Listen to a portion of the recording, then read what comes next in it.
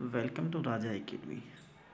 तो चलिए देखिए, आज से मैं आपको एक वीडियो लेक्चर सीरीज़ दूंगा जिसमें मैं आपको हिंदी के टॉप मोस्ट क्वेश्चन कराऊंगा। ये सारे के सारे क्वेश्चन ऐसे होंगे जो कहीं ना कहीं परीक्षाओं में कम से कम 10 बार पूछे गए हैं। ठीक है, सारे के सारे इंपॉर्टेंट क्वेश्चन होंगे और हर एक चैप्टर के सीक्वेंस वाइज क्वेश्चन आपको दिए जाएंगे। यानी चैप्टर नंबर 1 से स्टार्ट होकर और जितने चैप्टर से क्वेश्चन आते हैं वो सारे के सारे चैप्टर के आपको टॉप मोस्ट क्वेश्चन करा दिए जाएंगे। अगर आप इस वीडियो सीरीज़ को सीक्वेंस वाइज और कम्प्लीटली देखते हैं तो निश्चित तौर पर आपको कहीं ना कहीं फ़ायदा होने ही वाला है। तो चलिए फिर शुरू करते हैं। और आज का जो पहला चैप्टर है वो संज्ञा से है। यानी अब तक संज्ञा से आने वाले जितने भी क्वेश्चन हैं जो वनडे एग्ज़ाम में पूछे गए हैं वो सारे के सारे क्वेश्चन मैंने यहाँ पर ले लिए हैं, जो सारे के सारे इंपॉर्टेंट हैं। बस आपको इसको देखते रहना है और ये सीरीज़ आप अगर सीक्वेंस वाइज फॉलो कर लेते हैं तो निश्चित तौर पर आपको फ़ायदा होगा। तो चलिए फिर शुरू करते हैं। ठीक है, देखिए पहला क्वेश्चन क्या है।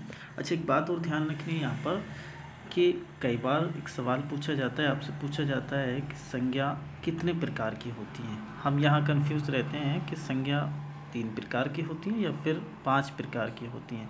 तो इसमें कंफ्यूज नहीं होना है। आपको ये क्वेश्चन 2 तरह से मिलेगा। अगर पेपर में आपसे पूछा जाता है कि मूलतः संज्ञा कितने प्रकार की होती हैं तो आपको बताना है 3 प्रकार की, जिसमें व्यक्तिवाचक, जातिवाचक और भाववाचक संज्ञाएं आती हैं। ठीक है, लेकिन अगर पेपर में क्वेश्चन कुछ इस तरह से पूछा जाए कि कुल कितने प्रकार की संज्ञाएं होती हैं तो फिर आपको 5 प्रकार की बताना है, जिसमें इन 3 के अलावा समूहवाचक और द्रव्यवाचक को भी ऐड कर दिया जाता है। तो ठीक है, चलिए इस क्वेश्चन को आपको ध्यान से पढ़ना है और फिर उसका आंसर करना है। ठीक, देखिए पहला क्वेश्चन है, निम्नलिखित में से कौन सा शब्द समूहवाचक संज्ञा नहीं है। अब समूहवाचक संज्ञा कौन सी होती है। समूहवाचक संज्ञा ऐसी संज्ञा होती है जिनसे कलेक्शन का पता लगता है। यानी वो शब्द ही ऐसा होगा जहाँ पर आपको ये पता लगेगा कि एक्चुअल में यहाँ पर एक नहीं है बल्कि बहुत सारी चीज़ें उपलब्ध हैं। जैसे सभा, अब सभा एक आदमी की तो होती नहीं है, बहुत सारे आदमी वहाँ पर मौजूद होते हैं, इसका मतलब ये समूहवाचक है। कक्षा में बहुत सारे विद्यार्थी होते हैं तो ये भी समूहवाचक है। भीड़, ये भी समूहवाचक है। लेकिन दौड़ एक गुण है। अच्छा, एक बात और ध्यान रखनी है, गुण जो होती है एक भाववाचक संज्ञा होती है। यानी दौड़ यहाँ पर एक भाववाचक संज्ञा है, ये आपकी समूहवाचक संज्ञा नहीं है। ठीक है, इसलिए ऑप्शन नंबर डी आपका सही रहेगा। नेक्स्ट क्वेश्चन है, निम्नलिखित में से कौन सा शब्द द्रव्यवाचक संज्ञा है। यानी द्रव्यवाचक का मतलब क्या है, जिससे किसी मेटल का पता लगता है आपको। जैसे खटाई, मिठाई ये सब गुण हैं। दूध लेकिन मेटल है, यानी मैटर है आपका। अगर आपको कहीं पर मैटर दिखाई देता है, यानी पदार्थ अगर आपको कहीं पर दिखाई देता है तो इसका मतलब वो पक्का द्रव्यवाचक संज्ञा। यानी द्रव्यवाचक संज्ञा के अंदर ओवरऑल जितने भी मैटर हैं वो सारे के सारे आ जाते हैं। ठीक, तो यहाँ पर इस हिसाब से ऑप्शन नंबर सी आपका ठीक रहेगा। ठीक, नेक्स्ट क्वेश्चन, निम्नलिखित विशेषणों में से संज्ञा को पहचानिए। आसमानी, नियमित, पाश्चात्य, अनुशासन एक संज्ञा है। ठीक है, तो इस ऑप्शन नंबर डी आपका ठीक रहेगा। नेक्स्ट क्वेश्चन है, चलिए जल्दी कर लेते हैं। निम्नलिखित में से कौन सा विकल्प सही है, सुमेलित कीजिए। यानी एक तरफ आपको पुल्लिंग दिए गए हैं, दूसरी तरफ आपको स्त्रीलिंग दिए गए हैं। ये थोड़ा सा हटकर क्वेश्चन है, यानी यहाँ पर पुल्लिंग और स्त्रीलिंग को आपको मैच करना है। साहब, तो साहब का स्त्रीलिंग मैम होता है, यानी ए का 4। पिता का स्त्रीलिंग माता होता है, सब जानते हैं हम लोग। तो बी का 3 हाथी हथनी होता है, सांप सापिन होती है। यानी इस हिसाब से आपका क्या रहने वाला है, देखिए ध्यान से समझिए। यानी साहब तो आपका 1 का 4, पिता माता, हाथी हथनी और सांप सापिन। यानी सीक्वेंस क्या रहेगी, ए का 4, बी का 3, ए का 4, बी का 3, यानी कौन सा रहेगा, ए का 4, बी का 3, यानी ऑप्शन नंबर फर्स्ट आपका सही रहने वाला है। ठीक है, चलिए फिर नेक्स्ट क्वेश्चन है, निम्नलिखित में से कौन सा शब्द स्त्रीलिंग है। कैसे पहचानते हैं? देखिए, आपको सेंटेंस पूरा करना है, हर एक वर्ड के साथ आपको सेंटेंस लगा के देखना है, आपको अपने आप ही पता लग जाएगा कि यहाँ पर स्त्रीलिंग है या फिर पुल्लिंग है। जैसे देश, देश अच्छा होता है, देश अच्छी नहीं होती, देश अच्छा होता है। आप कभी ये नहीं बोलते हैं कि देश अच्छी होती है, इसका मतलब ये पुल्लिंग है। नेक्स्ट, नगर, नगर भी अच्छे होते हैं, द्वीप अच्छे होते हैं, झीलें अच्छी होती हैं, यानी ऑप्शन नंबर डी आपका सही है। नेक्स्ट क्वेश्चन है, निम्नलिखित में से कौन शब्द शब्द पुल्लिंग है? यानी पुल्लिंग आपको बताना है तो सेम आपको प्रोसेस अपनाना है। दया करनी चाहिए, माया होनी चाहिए, भाषा बोलनी चाहिए, आभार व्यक्त करना चाहिए। यानी करना, करनी नहीं है, करना है। इसका मतलब यहाँ पर ये स्त्रीलिंग नहीं होकर पुल्लिंग है। बाकी सारे के सारे ऑप्शन में आपको स्त्रीलिंग दिखाई दिए हैं। स्वतंत्र सबको पुरानी प्यारी होती है।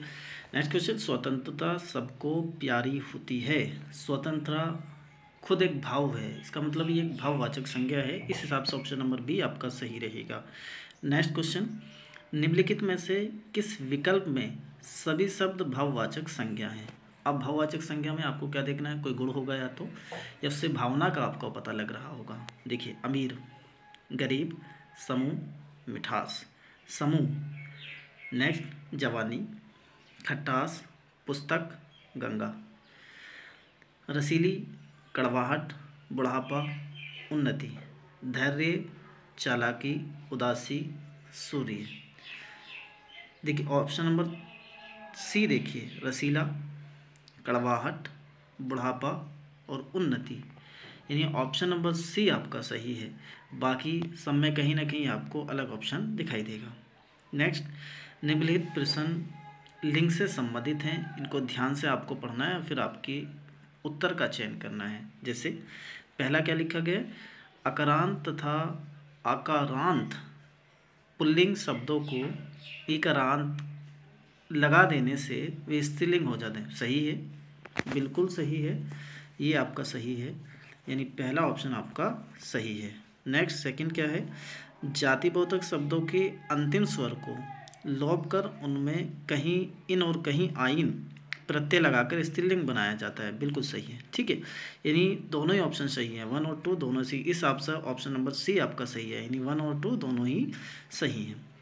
नेक्स्ट क्वेश्चन क्या है, देखिए ध्यान से आपको पढ़ना है और पहचानना है कि कौन सी जातिवाचक है, कौन सा द्रव्यवाचक है, कौन सा समूहवाचक है। जुलाई, जुलाई से आपको क्या पता लग रहा है? जुलाई महीना, और ये आपका इस हिसाब से व्यक्तिवाचक संज्ञा है, यानी पहले का पहला ही है। मैना जातिवाचक है, कुंज समूहवाचक है, पानी द्रव्यवाचक है। इस हिसाब से पहले का फर्स्ट, दूसरे का सेकंड, लेकिन तीसरे का फोर्थ है, तो तीसरे का फोर्थ है, यानी ऑप्शन नंबर डी आपका सही है। नेक्स्ट क्वेश्चन है, जिस संज्ञाओं से एक ही प्रकार की वस्तु अथवा व्यक्तियों का बोध हो उन्हें क्या कहते हैं? व्यक्तिवाचक संज्ञा, ठीक, यानी अच्छा व्यक्तिवाचक संज्ञा कौन सी होती है? जिससे हमें किसी वस्तु विशेष का पता लगता है, यानी जैसे मैं कहूँ राम, यानी राम का आपको पता लग गया है, लेकिन कहा जाए लड़का तो यहाँ समूह का पता, यानी जाति का पता लग रहा है। तो ये कहा भी ये गया है कि एक ही प्रकार की वस्तु, यानी लड़के में तो सारे लड़के होंगे ना, तो क्या पता लगेगा? यानी लड़का आपका जातिवाचक संज्ञा है। इसी वजह से अगर एक ही प्रकार की वस्तु का पता आपको लग रहा है तो इसका मतलब पक्का वहाँ पर जातिवाचक संज्ञा होगी। नेक्स्ट क्वेश्चन, निम्नलिखित विकल्पों में से किस विकल्प में सभी शब्द व्यक्तिवाचक, यानी आपको व्यक्तिवाचक पहचाने? राम बिल्कुल व्यक्तिवाचक है, रामचरितमानस बिल्कुल व्यक्तिवाचक है, गंगा बिल्कुल, यानी ऑप्शन नंबर 1 ही सही है, लेकिन फिर भी हम सारे पढ़ लेते हैं। कृष्ण व्यक्तिवाचक, कामायनी व्यक्ति, लेकिन मिठास भाववाचक संज्ञा है। लखनऊ व्यक्तिवाचक, आम जातिवाचक, बुढ़ापा आपका भाववाचक संज्ञा है, ममता भाववाचक संज्ञा है, वकील समूहवाचक संज्ञा है, पुस्तक समूहवाचक संज्ञा है। यानी ऑप्शन नंबर 1 में सारे के सारे आपको क्या दिख रहे हैं? व्यक्तिवाचक संज्ञा, इसलिए ऑप्शन नंबर 1 सही है। नेक्स्ट क्वेश्चन, समुद्रगुप्त भारत का नेपोलियन था। यहाँ नेपोलियन किस, यानी बिल्कुल व्यक्तिवाचक संज्ञा है। अच्छा, नेपोलियन पूछा गया क्योंकि नेपोलियन तो अगर बात करते समुद्रगुप्त की तो समुद्रगुप्त व्यक्तिवाचक है, लेकिन नेपोलियन अलग है। जैसे ईरान का नेपोलियन अलग, और ब्रिटिश का नेपोलियन अलग आदमी को बोला जाता है। हर एक जगह के नेपोलियन अलग अलग हैं। इस वजह से जो नेपोलियन है ये नेपोलियन की कलेक्शन को यानी नेपोलियन जाति को बता रहा है, इस वजह से ये जातिवाचक संज्ञा है। नेक्स्ट, निम्नलिखित विकल्पों में से किस विकल्प में सभी शब्द व्यक्तिवाचक हैं? बिल्कुल ये पहले क्वेश्चन हो चुका है यानी रिपीटेड है, तो ऑप्शन नंबर 1 ही सही है। ये भी हो चुका है। नेक्स्ट क्वेश्चन देखेंगे, गरीबों की सहायता करो, गरीब शब्द क्या है? विशेषण है? जी नहीं। विशेष्य है? जी नहीं। जातिवाचक संज्ञा है या भाववाचक संज्ञा है? जरा पहचानिए ध्यान से। भाववाचक यानी जिससे भाव का पता लगता हो। गरीब यानी गरीब पूरी जाति को बता रहा है, इस वजह से ऑप्शन नंबर सही आपका रहेगा। बुढ़ापा देखते ही पता लग जाएगा, बुढ़ापा एक भाव है, इस वजह से ये भाववाचक संज्ञा है, यानी ऑप्शन नंबर बी आपका सही है। लड़का दौड़ता है, इस वाक्य में लड़का लड़का बिल्कुल जाति को बता रहा है, यानी लड़का पूरी जाति को बता रहा है, इस वजह से यहाँ पर जातिवाचक ऑप्शन नंबर बी आपका सही रहेगा। नेक्स्ट क्वेश्चन, राज्यपाल। देखिए अब यहाँ ध्यान रखना है आपको, जितने भी पद हैं वो चाहे राज्यपाल हो, डॉक्टर हो या फिर वकील हो, इंजीनियर हो, ये सारे के सारे जातिवाचक संज्ञा में आते हैं, क्योंकि इनसे हमें जाति का बोध होता है। यानी पूरे कलेक्शन, यानी डॉक्टर अगर कहा जाए तो सारे डॉक्टर उसके अंदर आ जाएंगे, वकील अगर कहा जाए तो सारे वकील उसके अंदर आ जाए, यानी प्रोफेशन है। अगर कहीं पर कोई प्रोफेशन आपको दिख रहा है तो पक्का वो जातिवाचक संज्ञा होता है। राज्यपाल भी एक पद है, यानी पद का नाम है, इस वजह से जो ये आपकी संज्ञा रहेगी यहाँ पर जातिवाचक संज्ञा रहेगी। ऑप्शन नंबर सेकंड सही है। निम्नलिखित में से कौन सी भाववाचक संज्ञा है? भाव, भारत एक व्यक्तिवाचक संज्ञा है क्योंकि भारत देश पूरे वर्ल्ड में एक ही है। लड़का जातिवाचक संज्ञा है। मित्रता ये भाववाचक, यानी अपने आप ही आपसे अंदर से लगे मित्रता या भाव होता है, तो भाववाचक संज्ञा है।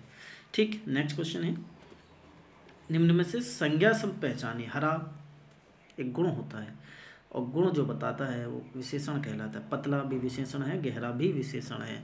ऑप्शन नंबर सी जो सभा है ये एक समूहवाचक संज्ञा होती है। नेक्स्ट क्वेश्चन है, गाय कौन सी संज्ञा है? तो गाय से पूरी जाति का बोध होगा, इस वजह से गाय जातिवाचक संज्ञा है। नेक्स्ट क्वेश्चन, निम्नलिखित में से कौन सी भाववाचक संज्ञा है? दिल्ली बिल्कुल नहीं, व्यक्तिवाचक संज्ञा है। लड़का जातिवाचक संज्ञा है। मोहन व्यक्तिवाचक संज्ञा है, लेकिन बीमारी एक भाववाचक संज्ञा है, यानी ऑप्शन नंबर डी आपका सही है। नेक्स्ट क्वेश्चन, क्रियार्थक संज्ञा सदा किस रूप में? यानी आपको ध्यान रखना है, यानी क्रिया यानी जो क्रिया का अर्थ देती हो वो जो संज्ञा होती है वो हमेशा एक वचन में प्रयुक्त होती है, यानी वो एक वचन पुल्लिंग होती है। नेक्स्ट क्वेश्चन, यानी यहाँ पर आपके सारे क्वेश्चन खत्म हो जाते हैं। लगभग 25 क्वेश्चन हैं और ये ऐसे क्वेश्चन हैं जो अब तक जितने भी वनडे एग्ज़ाम हुए हैं उनमें कहीं ना कहीं कम से कम 10 बार ये क्वेश्चन पूछे गए हैं। अगर आप इन क्वेश्चन को ध्यान से देख लेते हैं और अच्छे तरीके से इनको तैयार कर लेते हैं तो निश्चित तौर पर आपको कहीं ना कहीं फ़ायदा होने वाला है। तो चलिए ठीक है, जय हिंद, जय भारत। और अगर आपको ये वीडियो सही लगी हो, अच्छी लगी हो, आपके लिए बेनिफिशियल हो तो चैनल को सब्सक्राइब कीजिए और लाइक भी कर दीजिए, क्योंकि इससे मुझे प्रोत्साहन मिलेगा, मोटिवेशन मिलेगा। और अगर मोटिवेशन मिलेगा तो मैं आपके लिए ऐसी वीडियो बहुत सारी बनाऊंगा, हर एक चैप्टर से बना दूंगा। जितने भी इंपॉर्टेंट क्वेश्चन हैं वो सारे के सारे आपको दे दिए जाएंगे। ठीक है, जय हिंद।